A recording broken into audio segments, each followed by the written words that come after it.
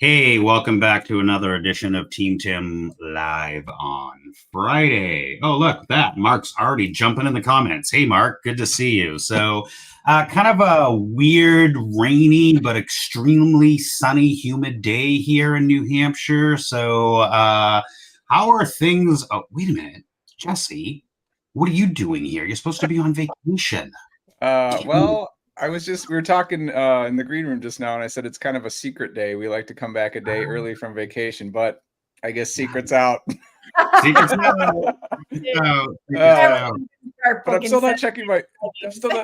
I'm still not checking my email, so don't expect any replies, anyone. You would never like Sunday fun day kind of guy. You're like, I gotta get back. No way. Positioned and ready. No way. Yeah. How much yes? Yeah, perfect. Hey, and so we're so excited today to have Marnie Stockman with us. I always say it wrong. My tongue gets twisted. Marnie from Life Cycle, now ScalePad. Marnie, we're very excited to have you here. Obviously, me, Tim, Jesse. Marnie, why don't you just take a half a second or 4 hours and give us a little like background, who, what, where, when, how, why. Your time to shine. Prior to Life Cycle Insights, I started my world as a high school math teacher. So the usual path to CEO of a software company. But as I tell people that, I say that does mean I used to sell precalculus to 16-year-olds. So I probably know a thing or two about how to sell, right? So if you can get a 16-year-old to buy some calculus, you probably are bringing something to the table. From there, I ended up math supervisor and accountability coordinator for the school district. So I was in charge of all the data. So I'm a data nerd. I have my doctorate in leadership and data. And I ended up working for an ed tech company that ran the data and assessment for school systems. So that got acquired until I ended up working for the largest ed tech company in the world. If you all get messages about what your children have or have not done in school today, it was that company.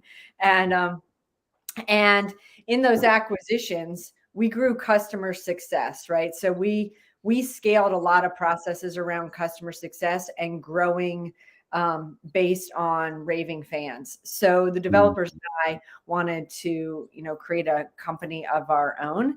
And so we were looking for something outside the ed tech space. And I ran into an MSP, which I thought meant Maryland State Police, for the record, when I first started 5 years ago. It does not in this space. So Alex Farling I played volleyball with him and said, do you guys have any problems in your space? And he said, yeah, I spent 8 hours together, heavy air quotes, cobbling together my quarterly business review. And we think, one, we should be able to automate it, and two, we should be able to make it more strategic. So that really aligned nicely with both the data nerd in me and the, helping deliver outcomes to your partner piece that is customer success. So that's how we landed there. Nice. And so now, like the whole ScalePad life cycle, like you kind of know a thing or two about acquisitions. You've kind of gone through it a few times. So congratulations again on that. Well, and last week I was at Evolve in Denver, and they were asking me about acquisitions in general. So I've now gone through 5. So I actually got acquired by the same company twice. Now, I was never the owner of that company. So those of you thinking I'm sitting here in my castle would be like really misunderstanding how those first 4 acquisitions happened. But because of that, we very much knew what we were looking for in an acquisition partner. So we made it really clear to all of the folks, because we had lots of options of where Life Cycle Insights should live. And we really were looking for a way to help it scale. We're not shy about it. There were only 7 of us in Life Cycle Insights and 1,000 partners. So you can imagine that there's a lot going on, and we needed to find a way to scale, and what better named place than ScalePad to do that. But because of it, we did a lot of work knowing what our options were and finding the right place to make it the right thing for our life cyclers. I mean, Tim, as you know, we didn't have any salespeople. So we only grew based on our raving fans and our partners. And so as I told them last week, like, we went basically negotiated for you, and this is, so this is what we got, and it's a great place for them to be, for sure. Awesome. Yeah, I've been a life cycler, I don't know, probably 3 years myself, easily in my MSP. It's really helped my MSP sort of level up my QBR game. Lots of great tools, lots of great things within the platform. I'm pretty excited for you all. So I'm gonna take a split second because we didn't do this in the beginning, but I'm Tim Golden, founder of Compliance Risk, and also CIO, CSO, all the C's at Vital Tech. We have with us our mustache man of the day, Dr. Jesse Miller, who is here but isn't here. Jesse, take a moment and say hello, my friend. Well, I feel uncomfortable calling myself doctor with someone who actually has a doctorate. So we'll stick with Jesse Miller today. I love that. So Jesse Miller, Power PSA Consulting. I help MSPs build and scale security programs for profit. I'm happy to be here and really excited for today's talk. Nice. And of course, it wouldn't be Team Tim without the dynamic duo, Mr. Tim Schnurr. What's going on? Yeah, the other side of Team Tim. Happy to be here. Really excited for this. Alex and Marnie, what they've done at Lifecycle Insights. I think a lot of us in the channel, even vendors or MSPs, just so much to learn on the way. As you said, 1,000 partners, 7 people. I mean, that's just incredible. Like in terms of scale, I know they're scaling it even more at ScalePad, but yeah. But yeah, it's just you guys have always been so great to lean on, just in terms of insights and and just understanding how it all works and how you can help people the most. So it's been awesome. But personally, I've been on a couple of vendors in the channel, more on the cybersecurity side. I came from the Big Four, and I think a lot of the topic of today's conversation is about questions you can ask to help people sell. And so I've been around some pretty slick, suave consultants, those guys like you've seen those consultant shows. So I've seen a little bit of that, but it's always good to hear your version of things and your experience and your history. So if you were hoping for slick or suave for me, someone else. Yeah. Oh, like I've been called many things, and remember, I was a teacher, so I've been called many things, and slick and suave are not on the list. Yeah, no, it's just the ability for these people to carry on conversations, ask really probing questions, and just like carry on this. I always call it like the Q to A ratio, like how much are you talking, how much are they talking, right? It's like they maintain that 80-20, and it's like I don't know if that's where you're going today, but like there's a lot of that. At least I learned in the Big Four, and on the consulting side, but security is the same way. And, you talked about QBRs, and there's a lot more than just security in a typical MSP. So, yeah.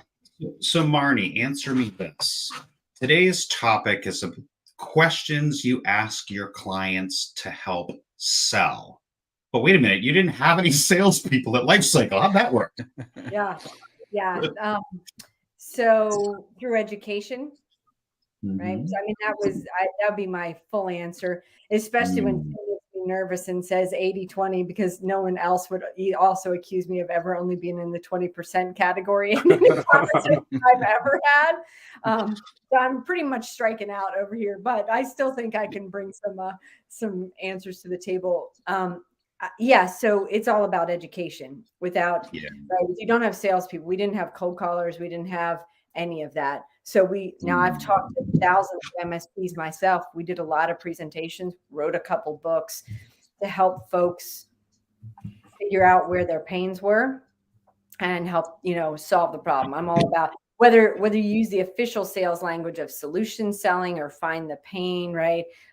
It's really all about helping MSPs help their customers create, I always say, deliver business outcomes through the thoughtful use of technology. Right. Yeah, and I think that's super interesting to me. And one thing I wanted to just get your take on is rewinding back to when you said, hey, you talked to Alex and what are some problems you have? And you said this QBR thing. So I love the concept, and what I try to stress to people is evaluate in a vacuum. Try to get away from cognitive dissonance and confirmation bias and say, what do I think about this? and then hold it up to convention. So I think you had a unique insight and perspective as you were coming into this completely raw Yes. with an outsider's perspective, which I think maybe facilitated the success that you had. So I would love to hear, what were some of the things you came in and you said, well, wow, why are we doing it this way? Yeah, so it's interesting. I've always believed that someone's strengths can also beat their weaknesses. Mm-hmm. And I will, of course, overgeneralize, and I apologize, but the same can be held true for MSPs, right? Mm-hmm. Strength is often weakness. So what is one of those strengths? The ability to use technology, right? So one of those pieces is, just because something is on the computer, it's digitized, doesn't mean it's automated.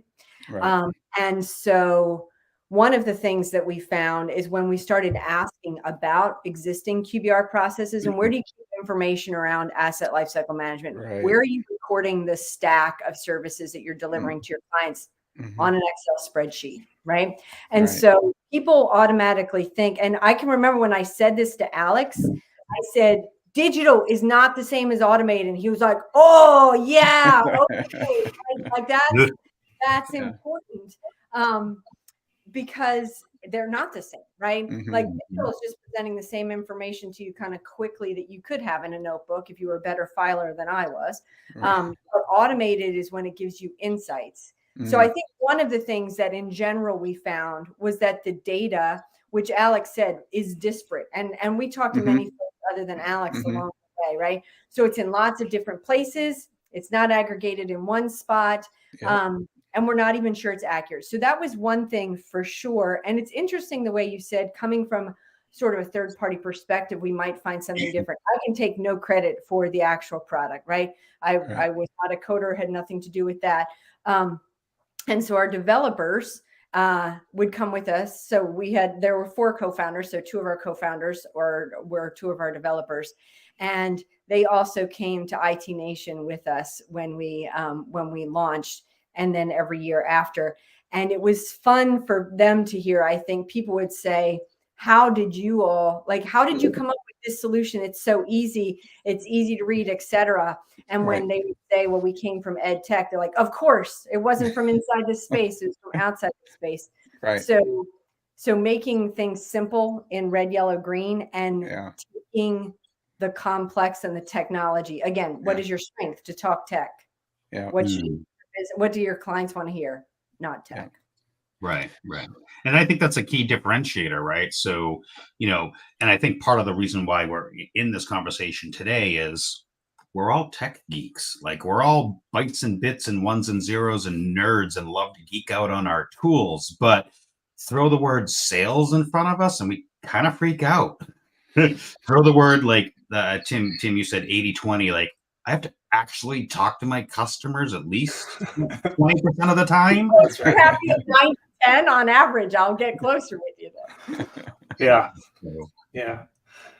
Well, that's a good thing, if you can keep them talking to some degree. But in the QBR process, obviously it should be a little more 50-50. But, so Marnie, like those disparate data sources, that sounds like a monumental challenge. And as you bringing it all into kind of one area, how did you guys kind of decide what were the big problems at first? Like, what were the kind of like easy things that we could put in front of the end customer as an MSP? Can I start with what we decided right out of the gate we weren't going to put in front of the client? Because I think that's important too. Definitely. If you think about where sales and or QBRs came from in the MSP world, right? When everyone went remote in 2008 in order to save their clients money, right? And with the recession, everybody went remote. We'll just charge you one price. We can service you remotely with RMMs, et cetera. We don't have to drive. That'll save you a ton of money. In doing that, they lost the relationship with partners, right? And then it became, hey, everything's working. Why am I paying you? Or nothing's working. Why am I paying you? And so at that point, MSPs were absolutely patching machines, like physically patching machines, right? There were actual buttons pushing, things happening to patch machines, to keep it updated, to stop spams, to stop all, antivirusing, etc. But it is 2023. And I got to tell you, when I woke up this morning, my own computer told me it patched itself. So in 2009, if you told me, Marnie, I ran 10 patches this month, I'd be like, hey, thanks for doing that. And in 2023, if you said, hey, Marnie, I ran 10 patches this month, I would ask how you got in, because my computer did it itself. Right. Right. And so there had to be a transition to more valuable information that the clients believed was critical. So while anti-spam and antivirus and all of those things are important, we also know, like, okay, it's a small blip in what my business needs. So one of the first things we knew was reviewing tickets and PAM and patch statistics and spam stats is kind of an autopsy type of thing and doesn't drive a ton of business. Right. Again, I ran customer success for a huge company. I've watched a ton of QBRs. If you want to watch one go sideways, go have a conversation around ticket autopsies, and that'll be a quick way. Like, yeah. We had a great show last week that was metrics that matter to non-technical stakeholders. Right? Yeah. And that was, I think it was the first thing we mentioned, like, don't talk about like ticket volume and burn down and, right. Like QPRs. So the first thing is we knew what we weren't going to do. And then we started asking what people typically were delivering and what information was unique that a managed service provider could provide to their clients. So asset lifecycle management, that was the part that Alex was really passionate about. Of like, we should be able to automate this fairly easily. But what's more important is people still don't care. Like, you can tell them that their servers expire, but like, that's only nominally of interest to me unless you tell me why that matters. So the very first thing we wanted to do was let folks say, all right, we're going to take these aged assets and we're going to associate it to a question on an assessment that explains why we care about it. So the one thing we felt like we needed to do was tie the value together from your environment is at risk for these reasons, right? And you have the ability to red, yellow, green the risks based on what you as an MSP deliver. And because of that, we're going to make recommendations. They're going to be about your assets in a shocking turn of events. That's what we're going to be talking about. But we're not just going to come in hot with like, I would like to talk about some Optiplex 750s and some, Windows. The fact that you know about Optiplex 750s is impressive. Okay. Well, so like, but that's all I can say about them. Like, please don't ask me the next question, right? Because I don't know. So, but you make a good point around like telling the why story, right? We talk a lot about that up here on Team Tim, and like, even if it was just tickets, right? We can make a why story around tickets. That's not the best why story, but being able to tell that why story in terms that your client can understand, right? And so how does that relate to like the sales process? Like, sure, we've talked a lot about QBRs, but that assumes we've already landed the client and we've had them for a quarter. Yeah. Well, I think the first thing is I accidentally made a sale for one of our partners by going to a lawyer's house for dinner. It was one of my husband's clients. He's got 7 law offices in Philadelphia. So pretty big organization. And I said, what's keeping you up at night? He knew, this is all he knew. She does something with IT, right? So his first answer was, what keeps me up at night is that somebody is going to hack into, our computers and get case files, et cetera. And so my first question was, well, what are you doing in terms of cybersecurity phishing training for your team?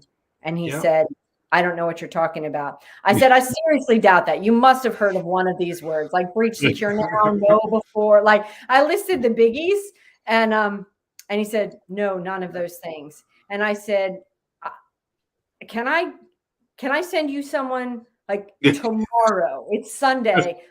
If I can't even, like, I can't with a conscience not do something about this immediately. Right. So I went in the Slack channel and said, okay, which life cycle? I actually do a life cycler in Philly, and said, can you please talk to him? So I know that they ended up selling that. So just the question, what keeps you up at night, is a good place to start. I think some other places to start is, what are your business goals, right? Yeah. I think knowing what drives, how do you make money?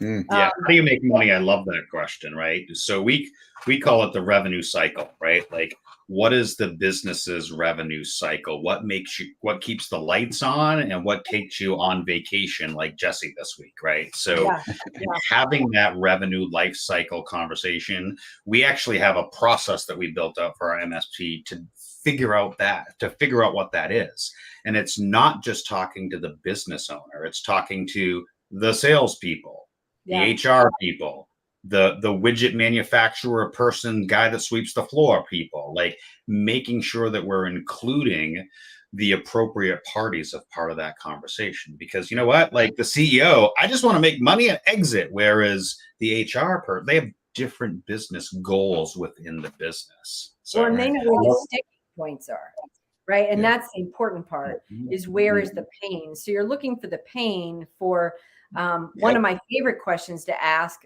of course, is like, what are you doing in a spreadsheet that maybe we can automate?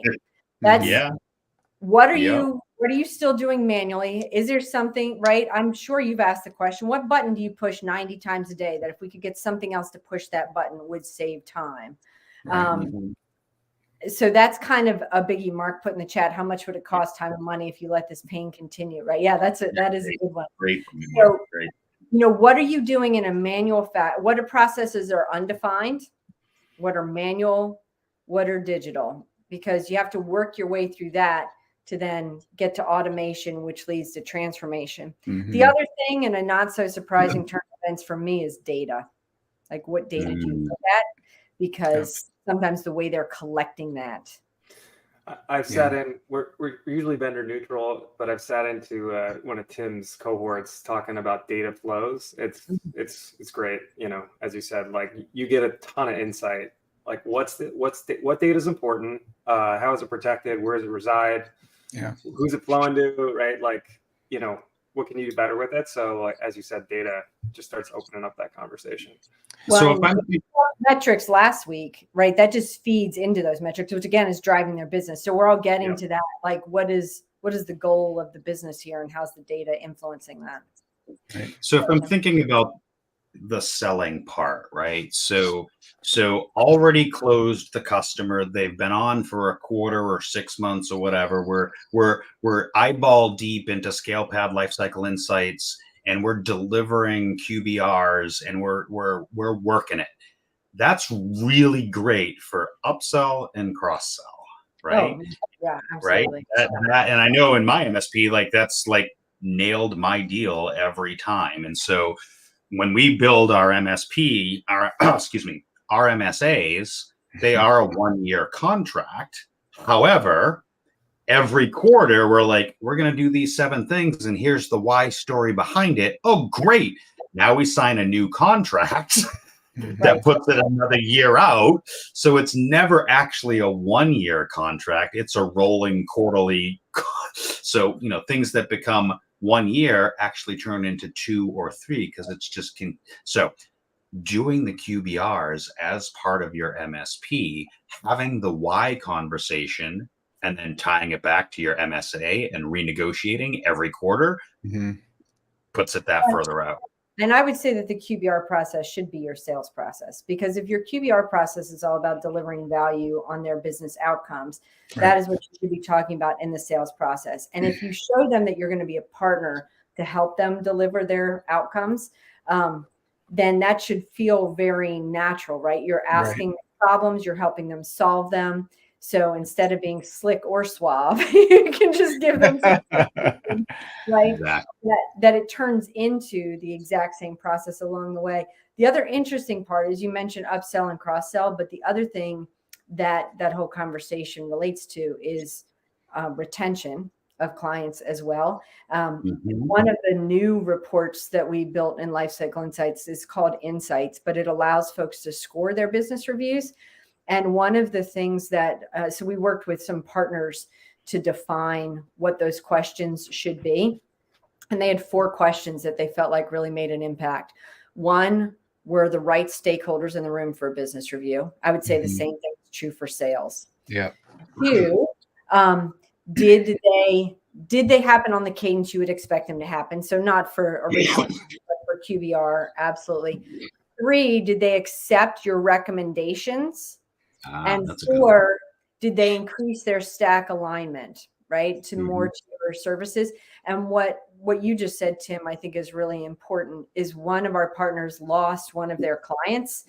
And they said, if I had been scoring them on those questions, I would have realized that in the past year, they had not accepted one of our recommendations. They were paying our managed service agreement, so everything looked okay. They weren't fussing over bills, but they had never, in fact, bought into, they really didn't believe that what we were doing was important enough to accept our recommendations. And so I think that's a critical piece of that. Is that just a survey, like 1 to 10, or kind of like, how is that? It's kind of, it was red, yellow. In a shocking turn of events in Life Cycle Insights, it's red, yellow, green. Yeah, I've seen that. That way, like, yes, kind of, no.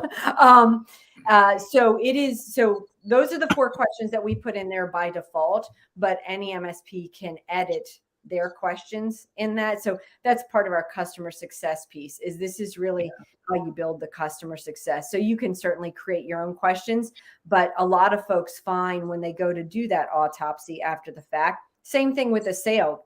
If you spend the whole sales conversation with the office manager, when you get to the end, you then have to resell to the CEO or the stakeholder, the budget holder, right? So it's a good question to ask yourself at the beginning and to ask them, who will be making this decision? And to Tim, who is impacted by this decision, right? Because it's not just the CEO. It works both ways. The CEO isn't impacted by all of the smaller decisions. So you need everybody at the table to have the conversation. Yeah. And, I find that a lot, like making sure that you have the right people in the right conversation at the right time. Right. And so at least on the QBR side, like maybe the CEO, maybe somebody in sales, like having those 2 or 3 key people on the QBR side. On the prospecting side, the person with the credit card. Like that's the biggest thing that I've had to figure out when I'm doing. I'll tell you a little anecdote, right? So a little anecdote here. You guys know that I spend a lot of time in the CMMC space. I kind of know that kind of stuff inside and out, not to boast, but there's a contractor here in New England. I won't give names or whatever, but they got a humongous Department of Defense contract and they weren't happy with their current MSP. So they started searching. And in my first, discovery call, in that first 15 minutes, build a know, like, trust factor, we wanted to set up another call. And I flat out asked, will the key decision makers be there? And I loved this because he said, yes, we have a whole compliance division of our business. You'll have the CTO, the ISO, the ABCO, the XYZO. You'll have all the O's except the CFO, the guy writing the check. It was like, can we get that? Oh, no, they're on vacation. Okay. So, and we progressed through this prospecting process, which my bad, I should have ended it in the beginning. I basically gave them 16, 20 hours of consulting on what they should be doing, why it's important, how to get there, giving the farm away up to 20 hours, at which point when I was done and they already had the contract in hand, they went back to their old MSP with everything that I just taught them, had their old MSP do the work. And lesson learned, I didn't have the person with the credit card on the phone and I didn't stop myself in the tracks. I went to a conference yesterday, just in New York City, and he gave a sales presentation and he talked about the right stakeholders in the room, and he had an iceberg. And he's like, the CEO only actually knows like 10% of the problems. They know the big ones, right? So it's, as you said, like what's the puzzle or like below the surface that you need to get to the table, right? I think it's important. Obviously, the check writer is going to get you that 1-year MSA, Tim, but like maybe the churn, as Marnie said, is like, how many of the recommendations are they taking? How effective is it? Like, are you actually making an impact? There's kind of those people on the line, right? Like the boots on the ground doing the work. So, but it's hard. You're not going to have 100 people in the room for dinner. No, Yeah. So, no. so like, what's I mean, that what's one that call I balance? had, Yeah. that But I one would call with say- that company, I had like 12 people on the call, and I was a little intimidated. And I was like, I'm going to close this deal. This is going to be like $100 grand a month, and I'm so excited. And like crickets, and all of a sudden they're like, "Oh, we're going to stay with our other MSP." Yeah. I'm like, "You've got to be kidding me!" Yeah. So, You know, just it's been fun hearing everyone talk, and a couple of just insights as I was listening to the knowledge you guys were sharing. You know, all the questions that are good questions to ask are open-ended questions. You're not leading to a yes or a no, and I mean that's, you know, kind of common sense, but never. Hey, are you happy with? Common, so I Right. hear you. Right, fair enough. Yeah, so open questions, right? And then that made me think about MSPs. Technical people don't like doing sales. It's uncomfortable, but what do we pride ourselves in? We pride ourselves in leading our people. So you can apply a lot of leadership concepts to sales and trusted advisor sales, because you are look at yourself as a leader for your customer, right?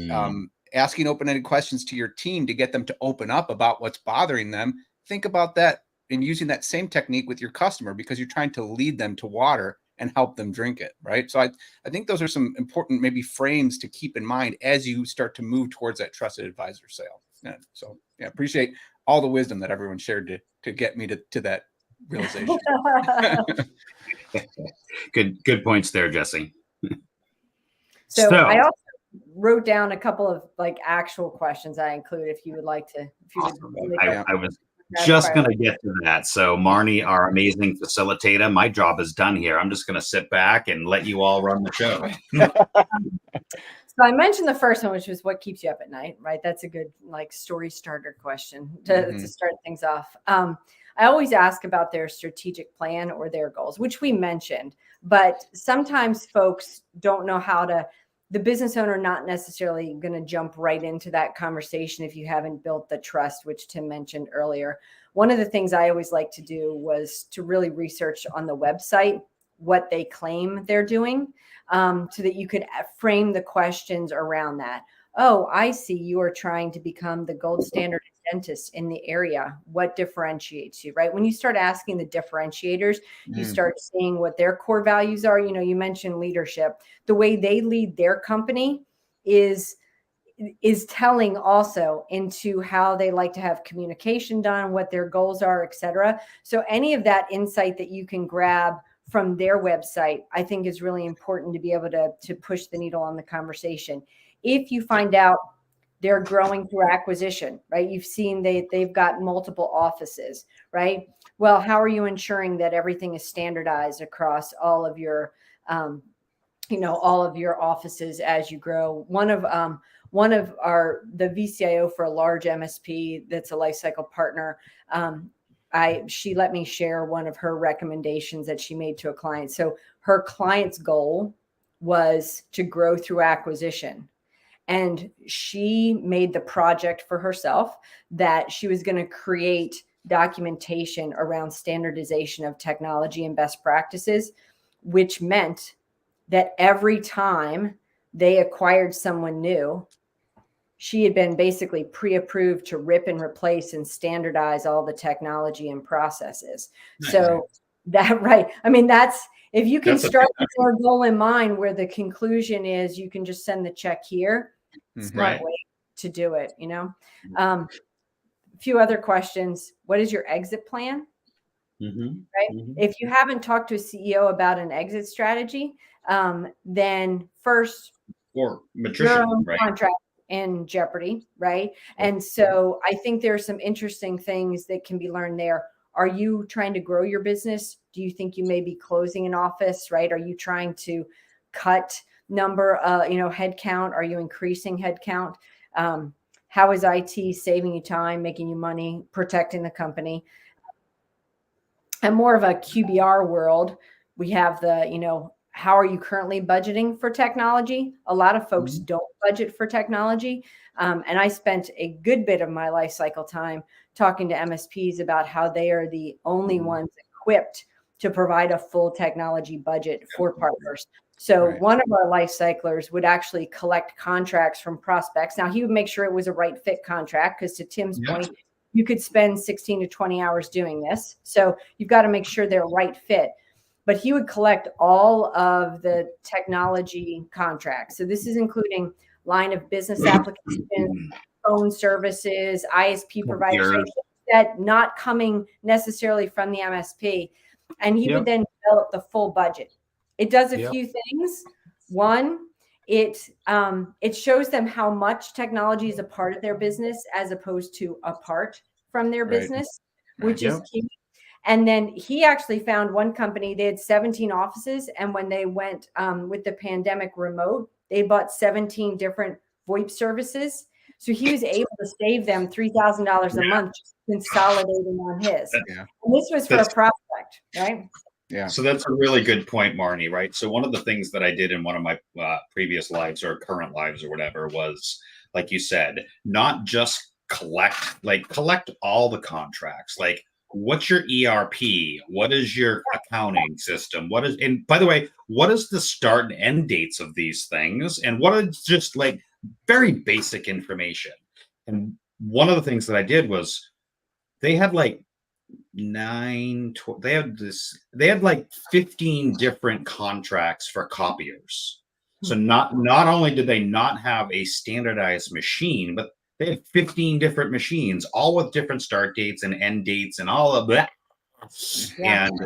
And so working with our RICO rep, because that's who we standardize on, being able to actually buy out all those contracts and then renegotiate and standardize the same machine across every location. We saved them $100,000 a year for 5 years. Yeah, that's $500,000. And I in hindsight, I should have said to the CEO or CFO, like, whatever amount of money I save you, I just want 10%. Like, we'll negotiate the contract. But that's the thing, right?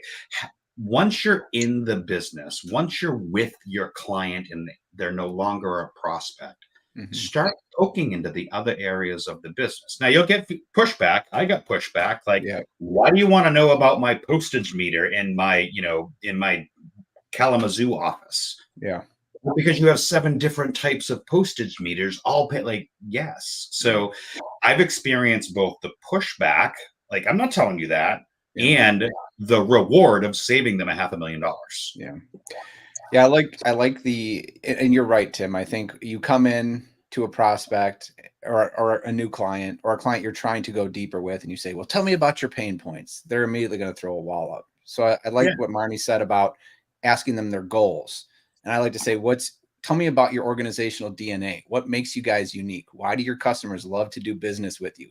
Talk about the positive things, because as you said, strengths and weaknesses, typically the things that are their goals are the things they're most diametrically scared of, right? So goals kind of mirror the pain. And so then you can start digging in on that. And once you start with the positive, then they'll start to open up and say, okay, these people are invested in my success. I feel safe to talk about my pain with them. So I think that's an important technique as you start getting into these conversations. Yeah, it goes right back to the know, like, trust factor. Right. Yeah. So, Tim Schnurr, you've been pretty quiet over there. Catch your tongue. What's going on? Got any questions for us? No, I think that's right. People are, as Jesse said, they love talking about their successes, not necessarily failures, but as you said, like, what are the frictions? Right. And I think most business owners like talking about their business, right? Like, so, and it's not going to be from the negative side first. It's always going to be from the positive side. So, yeah. And, just taking that a bit further, as they get excited and start talking about your goals, then you can ask questions to dig into the pain. Like, well, what do you think standing in your way of getting there right now? Where are you running into friction as you chase those goals? And then you'll start getting into those pain points, right? And again, open questions, just let them talk. And they say 60-40 rule in a sales conversation, you should do about 40% of the talking. So you heard me say this before, the WAIT acronym that we can thank our friend Kyle for. Why am I talking? Wait. I'm so guilty. I still make that mistake. Well, speaking of why am I talking? All right, there's I just looked. There's 22 people watching this live right now, and not a single person is posting a comment. So we're either like nailing everything, or they're too afraid to ask. I Right? project Just that math teacher vibe. They're afraid of detention. That's probably. or they're multitasking, or they're driving. I do know one of those people that are watching happens to be my wife as she's on her walk. And if she hears me, she better start I'm kidding. Yeah. So, Tim, I want to stop real quick. I want to stop real quick because you just did something excellent. That is a great technique in a QBR. If it doesn't feel like it's going good, is to stop and address the elephant in the room and say, hey, you've been pretty quiet. Things don't seem like they're resonating. Is this landing, or are we missing the mark? And I think asking that is great to take the temperature of the room and not leave the meeting and then wonder about it afterwards. So there's so many an examination meetings, of that, right? There's so many meetings where there's never that pause. There's never that, like, if it's an introvert, like, doesn't get to like get his like 2 cents in, right? So I totally agree, Jesse. I bake it into my sales process and compliance Awesome. risk before I move on to another spot or another piece of the conversation. I always pause. So what do you think? Mm-hmm. Do you like it? What do you see? Like, and I always try to build, and I've been playing with the questions, right? So this is probably where I can get some advice from Marnie she can't get some advice from Marnie down the road. Like, I build that pause in, right? Because it's important. Like, this is a conversation. It's not a monologue. Yeah. So, yeah. Let's see. What does Josh have to say over here? Great comments. Yep. Some great comments. Yeah. These conversations, like, as Josh says, they're going to be a lot more enjoyable for you as well if they're balanced, right? And you're kind of like swiftly moving to new topics and dwelling on things that matter, and not just kind of like one-siding it in either direction. So so go ahead. One of the strategies I like to use is to bring 4 quotes or 4 stats to the party, and then have everyone in the room tell me what their favorite one is. And why. It, of course, relates to the things I want to talk about, right? But if it's back to school season, right? So I might put like, I really can't even think about this meeting because I'm worried about my kids' safety at school, right? And it might be I go in and talk about quotes about customer success. But then I tie all of those together, but I make them share why that quote was meaningful to them, so that later I can say, well, as Tim said, he was really worried about, kids' safety. Like, are you worried about your kids' passwords getting hacked as well? Have you had cybersecurity conversations, right? Like, you can always turn your part of the conversation if you give them a reason for why they were engaged in the conversation. I show up with worksheets. I have on the blanks. I have charts that they have to do, because engagement is part of learning. So that's because you did your lesson plan ahead of time. Of course, if you don't have a plan for them, they'll have a plan for you. And if we're talking about a meeting, the plan is going to be to get out of that as fast as possible. So you have to have all of that ahead of time. Here's a question for you, Marnie. And this, like, they're not hearing the right thing in the conversation. So, like, I guess the LinkedIn user here, what's a good strategy to navigate a customer conversation when their solution is misaligned with their goals, but they can't see it? So this is probably my favorite. I'll say, you know what? I work with a lot of other fill in the blank vertical here, right? So I would say, I work with a couple other school districts your size, and you know what they're really struggling with? And then I define their problem like it's a third party, and say, what we've really found works for them is X, Y, or Z. Life hack, same strategy works on your children, right? Like, I'm not going to talk about you're missing out. Yeah.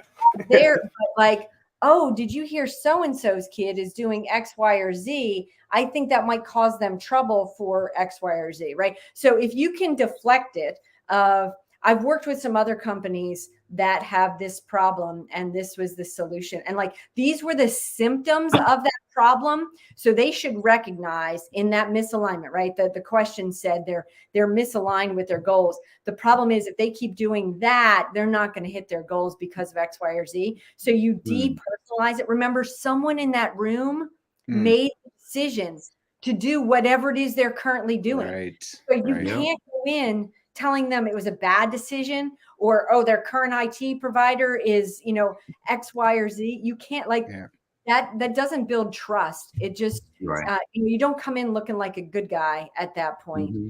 You really need to help say, sometimes I've seen this, and at the time it was a good decision, but we've learned some new things, right? All those types of things. Yeah, it's kind of a tweaking of the feel, felt, found strategy, right?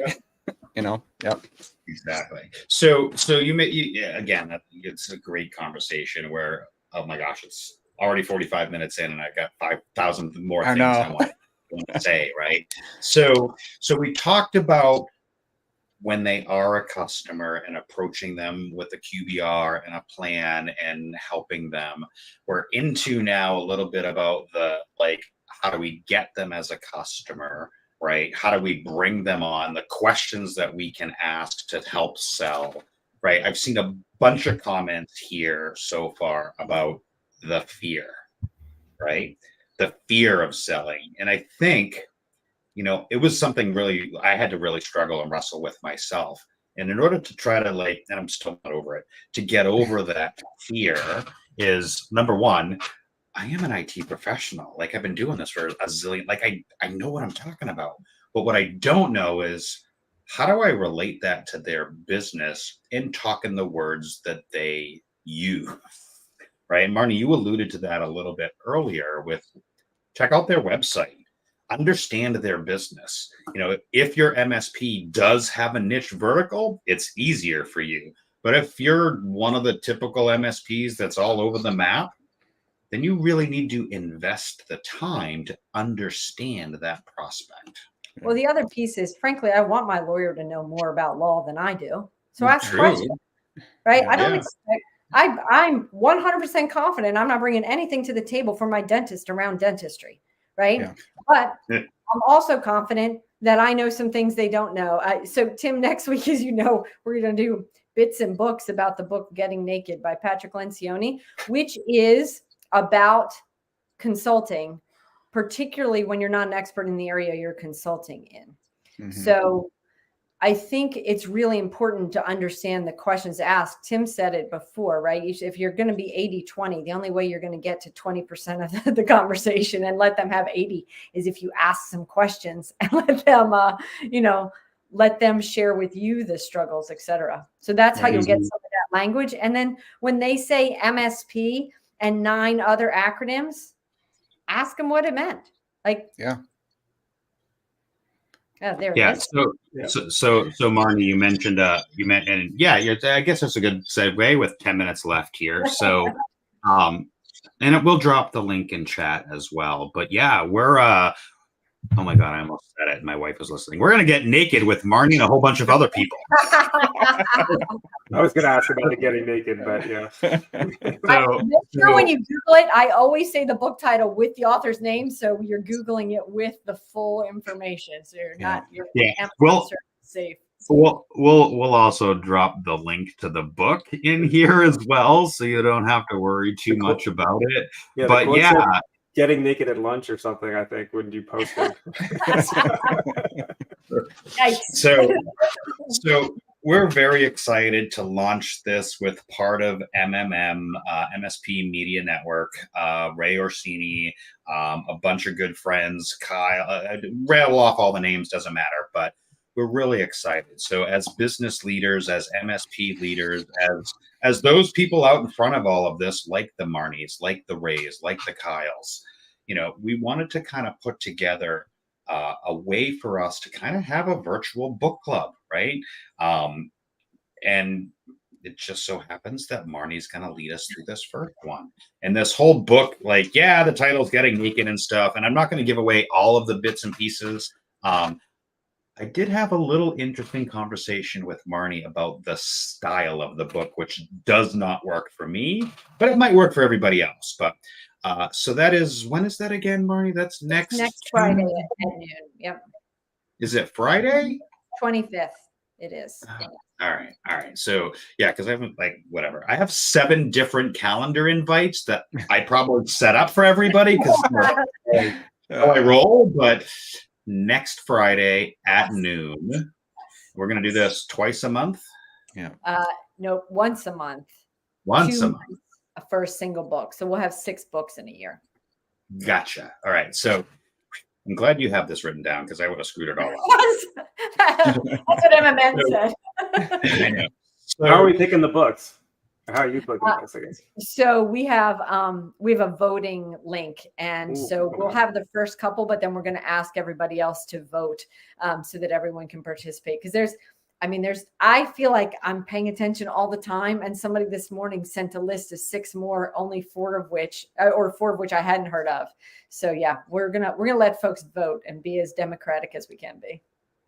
yeah, so as an aside note, there's a Slack channel where a bunch of us have been talking about this for a while. We've been recommending books to each other for a while, and it kind of just came out of that, which was like, hey, us 8 or 10 people, like, I think the community at large could benefit from some of this stuff, right? Like, what am I reading? What are you reading? Like, Radical Candor changed my life in the sense of how I approach business and how I approach my staff, right? Mm-hmm. And I thought Tony Robbins' transformational vocabulary was helpful. Radical Candor backed that right up. So yeah, we're pretty excited. That's going to start next week.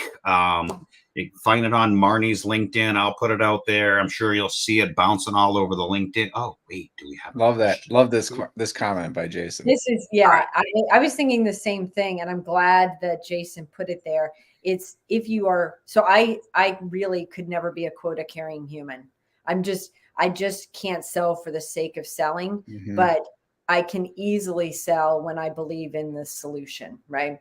So I think when it's solving the right problem. As a matter of fact, one of my former CSMs is in the chat, and he will well say that when I hired him, I said, I'm never going to say the word quota, and I really just want you to solve the problem, right? You are customer success. Ensure your customer is successful, and it will all work out. Right. You said your CSM, Mr. Mark, right? Yeah. Yeah. So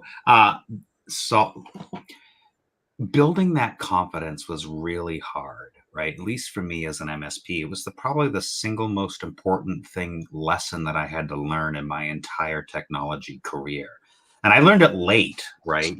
I would spend hours trying to debug the issue when a 2-minute phone call to the vendor would have fixed it, right? Because I know what I'm doing.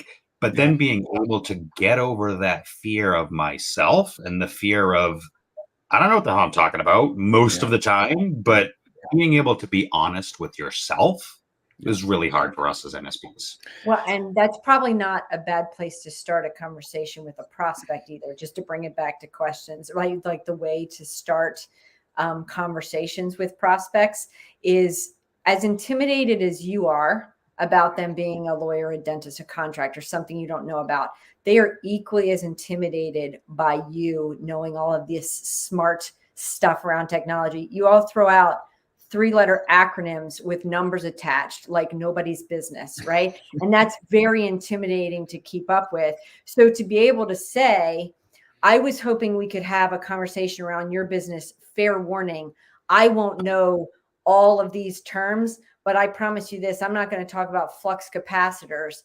I just want to hear some things about your business, because we find a lot of ways that we can help with automation, save people time and money. But you'll have to help me, right? People want to help each other. I'd love to hear about your business. And then you're comforting too. Like, I'm not going to say flux capacitors and other things you don't understand. Right. That's awesome. That's a great piece of advice. All right, keep the show going. I'm pulling up something else. Well, no, we had a hackathon a couple of years ago with an NFL team. It really reminds me of this conversation because we were kind of the data nerds that had to come in, and then we were talking to the coaches, and they're like, "Well, I'm not gonna know what like a slant 653 like hut whatever like is, but like we'll tell you like what a Bayesian whatever statistical anomaly is or things like that." So it was an awesome conversation, just kind of back and forth, like trying to meet like somewhere in the middle. So Yeah. So, Martin, you still doing your 3 o'clock calls? Do we need to end this a couple seconds early for you? Oh, Or you? I'm not on the 3 o'clock call, but it will happen. Mark will be there. I'm confident of it. I'm not letting him go. It's something occurred to me is I think, for people that hear the life cycle story of growth without sales, that sounds really attractive, right? But there's a science to it. And I think, Marnie, what is one piece of advice you could give them to get started on that journey to better customer relationships with or without the Lifecycle Insight tool? Oh, well, I think again, if you make it about their business outcome, if I can only say 2 words, it would be their business. It would be business outcome, right? You really just need to make them successful. I think listening is key to find out what they need to be able to solve the problem. But in general, for customer success, I think it's intent, right? So if your intent is to just listen and help solve a problem, it comes across as that. And then they're willing to listen and hear more things, right? But if you come in hot with a pitch, that's not always so palatable. Yeah, that makes sense. I think this is a good segue for the end here, Tim. One of the things we do on this show that I think would also be good in a QBR, those key takeaways, maybe, right? 3 key takeaways. Do we agree on them or not? Right. So true. Yeah. I like Mark's comment. Tell a story. Anyone can press buttons. That's so true. So I wonder where Mark heard that from. Yeah. When you first learned the product, I would say, anybody can push buttons. You got to tell a story so it's meaningful. Yeah. So I would love to hear. I'm sorry, I got one more question, please. I got to ask this. We got time. I would love to hear. Speaking of a story, I would love to hear a success story from the early days of Lifecycle Insights when you guys knew you were onto something, that an MSP came to you and said, "You guys just revolutionized my process. I did this thing, and now everything's changed for me." Do you have something like that you could share with us? I 100% do. So we launched at IT Nation 2019. So it was Halloween 2019. And in December, and I can call him out because he lets me. So William from ETOP Technologies. I love Will. He signed up on a Thursday, and Friday and Saturday, we were getting some messages back and forth in support, right? Like, how do I do this? How do I do that? He said, I've got 7 QBRs planned next week, and I'm going to, run your reports. And he did the first 2 and then did us a video to say that he'd sold a $40,000 and a $60,000 project. For the record, he is also the same human that found the 17 VoIP quotes or VoIP services and saved $3,000 a month. So hands down, William would be one that would happily chat with anyone. And the other I like to call out our very first partner, Joe from Acellus. His wife found us at IT Nation. So she and I were chatting, and she went to him and said, "Do you all do QBRs?" And he said, "Well, kind of like we should, but why are you asking?" So you need to come meet these people. And their story, they talk a lot about how they figured out VCIO, through the process, which is fun. Nice. So with 2 minutes left, I want to go back to something that Marnie just said a minute ago, and let me pull this up here. You all know our good friend Wes Spencer, right? Wes is actually talking a little bit about mission, means, and measure, right? So our good friend Wes, kind of relating to exactly what you were saying, Marnie, like understanding their mission, understanding their measure, and as Dr. Jesse would always say, what are you measuring, right? Yeah. And so if you haven't looked at Wes and Empath and what he's doing over there, go check it out, because he's got some really good stuff there. And then up next for Team Tim, if I can get the stupid thing loaded here. Yeah, I know. I'm trying. I'm for you. So up next for us.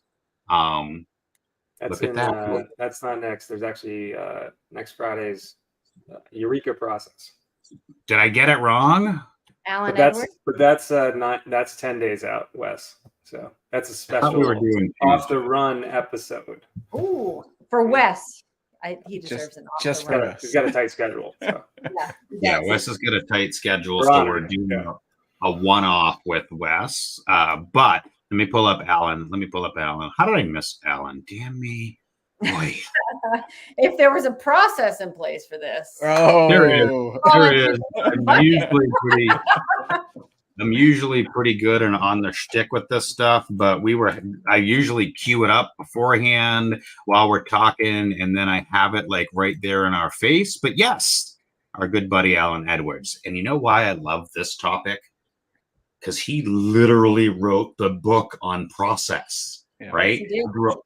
We'll drop the link in chat to his book. It's called Process and the Other P Word, which is also process. So we're looking forward to that with him next week. Marnie, as we wrap up here in our last 15 seconds, one takeaway. This has been a delight. Thank you. But takeaway for others would be to just go ask questions. Yep. Take away for others. Yep. Go ask questions. Ask questions. Love it. As Ted Lasso would say, be curious. Yeah. Nice. Jesse, your one takeaway. We've heard the saying, defenders think in lists, attackers think in graphs.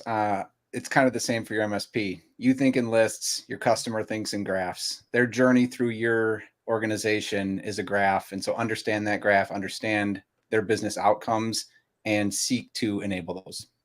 Nice. And Tim? 80-20, time of possession. Yeah. Game every time. Yeah.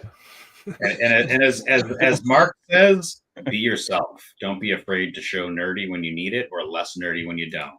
And my key takeaway that you hear me say every single week is start something, start someplace, and start do something. Now. Yeah. And start now, right? So thank you everybody for participating. Marnie, if you want to hang out in the green room, that wraps up this week. Join us next Friday and every Friday at 2 p.m. for Team Tim Live and a special edition on the 20-something or other that I'll post in the comments later with our good friend Wes. Thanks, everybody. See you guys.